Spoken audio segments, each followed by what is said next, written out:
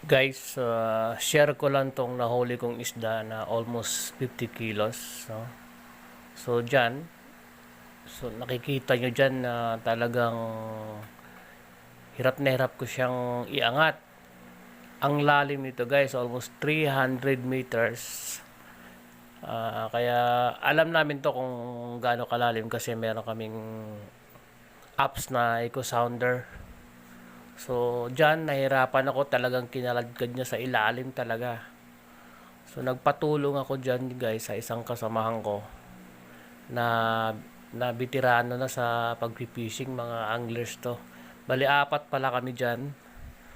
Isang bangkero, dalawang kasama ko na talagang anglers. Ako ay first time ko sumama sa mga veteranong anglers, guys. So, dyan, ni-retrieve ko na yan. Kapapalit ko lang dyan. Gusto ko maranasan talagang maiangat siya. So, nag-iisip kami kung ano yan siya. Sabi nga, pating or tuna. Pero ito, lumalaban pa rin eh. So, nung naiangat namin yan, guys, shark pala siya.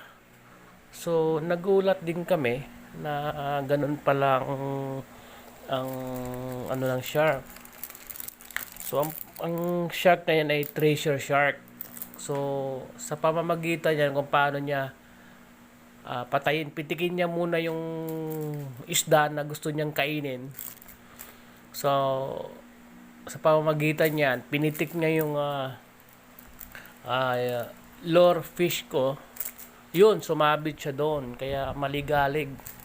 Marami na rin akong nahuling isda na maligalig like dorado. Napakaligalig talagang hulihin yan. So ito talagang yan, pagod na pagod siya. Actually guys,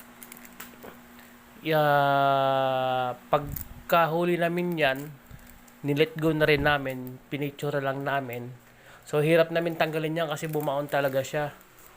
So tuwang-tuwa ako dyan dahil first time ko nakahuli ng ganyang kalaki na isda.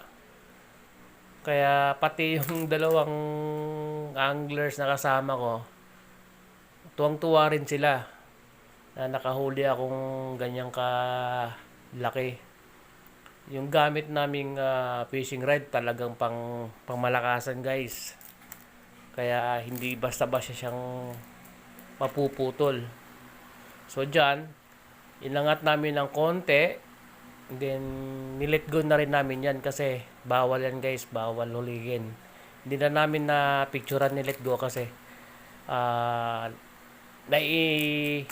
naiangat namin ng konti, then medyo nabasa na yung ang aming camera. Yan lang guys.